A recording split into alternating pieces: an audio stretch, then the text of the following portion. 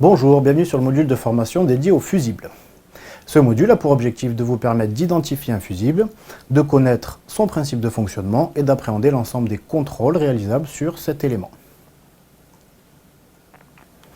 Un fusible, dont l'étymologie nous ramène littéralement à fusion, est un organe de sécurité dont le rôle est d'ouvrir un circuit électrique en cas de dépassement d'une certaine valeur d'intensité pendant un temps donné. Sans fusible, en cas de court-circuit, les dégâts peuvent s'avérer être importants. La présence d'un fusible limite ainsi le risque de destruction des composants électriques et réduit également le risque d'incendie. Attention, un circuit équipé d'un fusible n'a pas vocation à protéger les personnes, contrairement aux différentiels que l'on retrouve dans les installations électriques. Il existe sur le marché une multitude de fusibles, que ce soit des fusibles à lame, qui peuvent être de plusieurs formats, micro, mini, atto et maxi, leur variante J-Case ou pâle du nom de leur fabricant, très présente dans les productions japonaises. Les fusibles en verre à filament.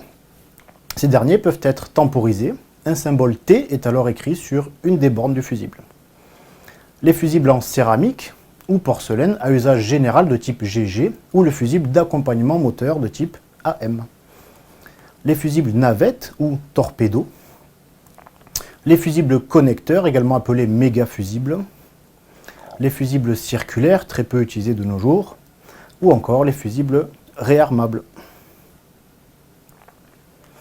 D'un point de vue représentation schématique, 3 symboles sont essentiellement utilisés de nos jours.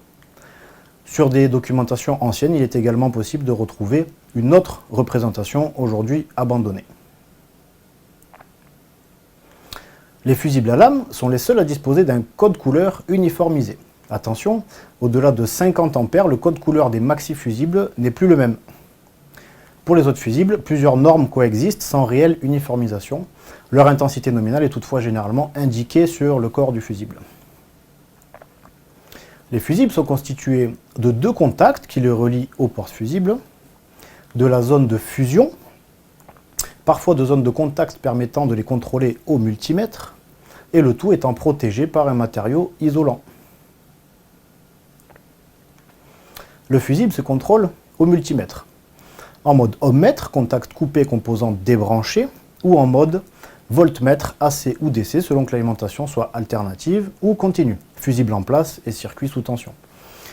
Dans tous les cas, le fusible n'étant pas polarisé, il peut être contrôlé dans un sens ou dans l'autre. Au niveau des résultats attendus, la résistance du fusible doit être proche de 0 ohm. Si le multimètre affiche OL, cela signifie que le fusible est à remplacer. Si le contrôle est effectué au voltmètre, le fusible doit être en place et le circuit sous tension est en charge. Vérifiez d'abord que l'alimentation soit bien présente à l'entrée du fusible. Dans notre cas, le multimètre doit afficher 12 volts. Contrôlez ensuite la chute de tension aux bornes du fusible. Elle doit être proche de 0 volts. Si le multimètre affiche 12 volts, cela signifie que le fusible est à remplacer.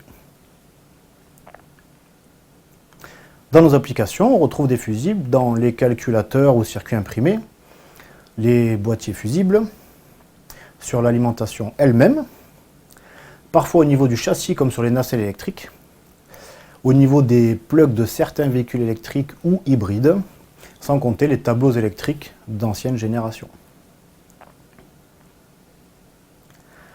Vous avez suivi le module de formation dédié aux fusibles. À bientôt sur la chaîne InSitu et sur notre site expertinsitu.com pour de nouvelles formations.